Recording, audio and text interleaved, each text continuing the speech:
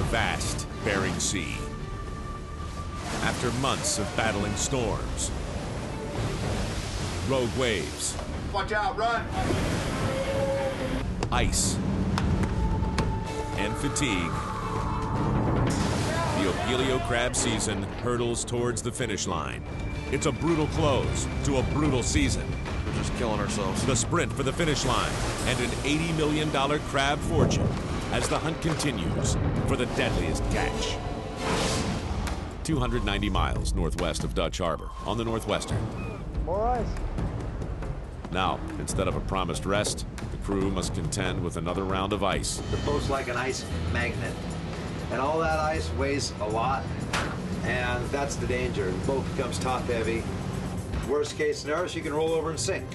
They look pretty good. They seem a little dark, are they? There's nothing wrong with that crab. No. It's perfect. I would eat that crab. That's how nice they are. Get a bad bottle!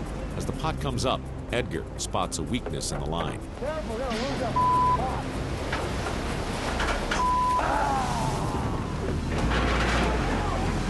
Edgar quickly grabs the slack in the line and tosses it overboard, leaving him just seconds to throw the tail end into the block.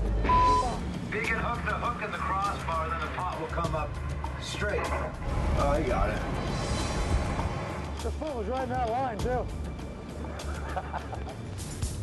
240 miles to the northwest of Dutch Harbor on the Wizard. Beyond being behind schedule, losing time, crab sucks, and the boat's taking a bunch of ice, it's not a bad day.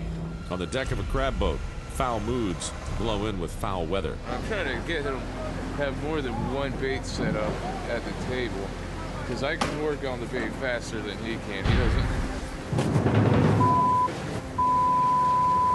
All right. All they need to know, and hopefully somebody will inform them of the fact that, you know, if fists start flying, bags start packing on this boat. 255 miles northwest of Dutch Harbor, the Cornelia Marie is a boat under siege.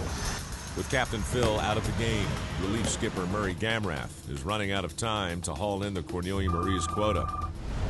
It's showtime.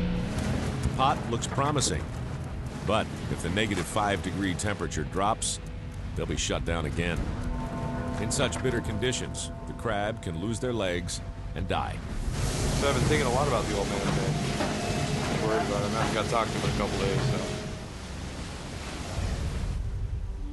2,100 miles from his boat and crew, outside Seattle, Washington, is Captain Phil Harris. The blood Phil was coughing up wasn't from his broken ribs, but rather remnants of a blood clot that passed through his heart. Phil heads back to the hospital for his daily checkup. The bad part about it is I don't know if my fishing career is over, you know, and that's going to be a devastating deal for me if it is.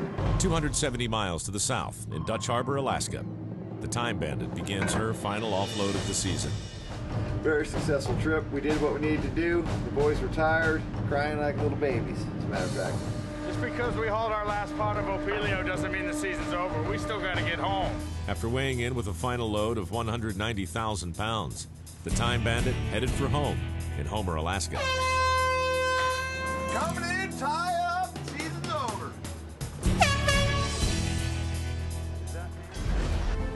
With the final tallies in, the Wizard finished their season with 1.4 million pounds of opilio crab, worth $2.5 million. The deckhand's share was $68,000 each. The Time Bandit boys hauled in a total of 574,000 pounds for the season and banked $1 million for the boat. Take-home pay for each deckhand, $52,000. The Hansen clan and the Northwestern netted a healthy 850,000 pounds of crab, worth $1.4 million. Each crew member hauled in $47,000. Finally, after a roller coaster season, the Cornelia Marie was able to land the last of her 1.2 million pounds of crab, worth $1.3 million. Each deckhand left the docks with $50,000. For the next 5 months, the Bering Sea fishermen will heal the wounds of body and soul, and the steel with which they ply their trade will lay rusting and dormant until they are once again called to action.